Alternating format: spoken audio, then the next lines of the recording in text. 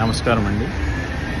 నేను మా ఫ్యామిలీ హైదరాబాద్ నుంచి షికాగోకి క్యాథే పెసిఫిక్ ఎయిర్లైన్స్లో బయలుదేరాము. హాంకాంగ్ రీచ్ అయ్యేసరికి నా పాస్పోర్ట్ బ్యాగ్ నలుగురు పాస్పోర్ట్స్ ఉన్న బ్యాగ్ పోయిందని తెలుసుకున్నాము.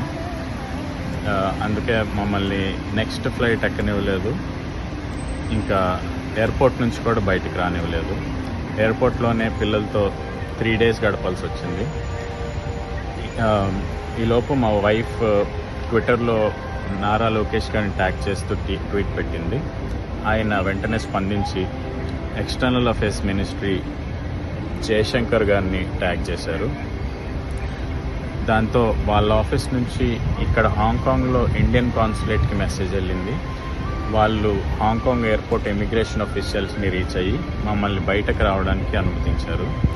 ఇప్పుడు మాకు పాస్పోర్ట్స్ కూడా రీఇష్యూ చేశారు. మేము ఇప్పుడు ట్రావెల్ కంటిన్యూ చేయొచ్చు.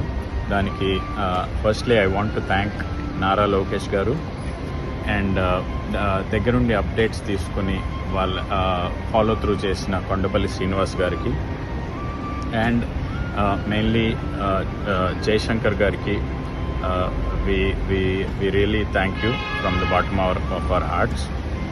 అండ్ ఇక్కడ ఇండియన్ కాన్సులేట్ కూడా వాళ్ళు they did a commendable job. Surabhi Goyal గారు అండ్ కె వెంకటరమణ గారు అండ్ ఆల్సో రాజేష్ నాయక్ గారు కాన్సుల్ జనరల్ ఆఫ్ ఇండియా ఇక్కడ, వాళ్ళందరూ హెల్ప్ లేకుండా ఈరోజు మాకు ఇంత త్వరగా ఈ ఎమర్జెన్సీలో పాస్పోర్ట్స్ వచ్చేవి కాదు. నారా లోకేష్ గారు థ్యాంక్ యూ సో మచ్ అండి.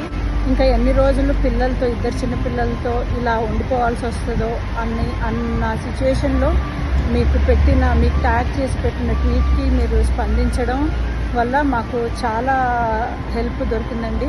ఇక్కడున్న అధికారులు, ఇండియన్ ఎంబసీ కానీ యుఎస్ ఎంబసీ కానీ మా సిచ్యువేషన్ గ్రహించారు. మాకు పాస్పోర్ట్స్ కూడా ఇప్పుడు దొరికాయి. కానీ ఈ సిచ్యువేషన్తో ఈ ఏపీ గవర్నమెంట్ మీద మాకు మరింత నమ్మకం కుదిరింది.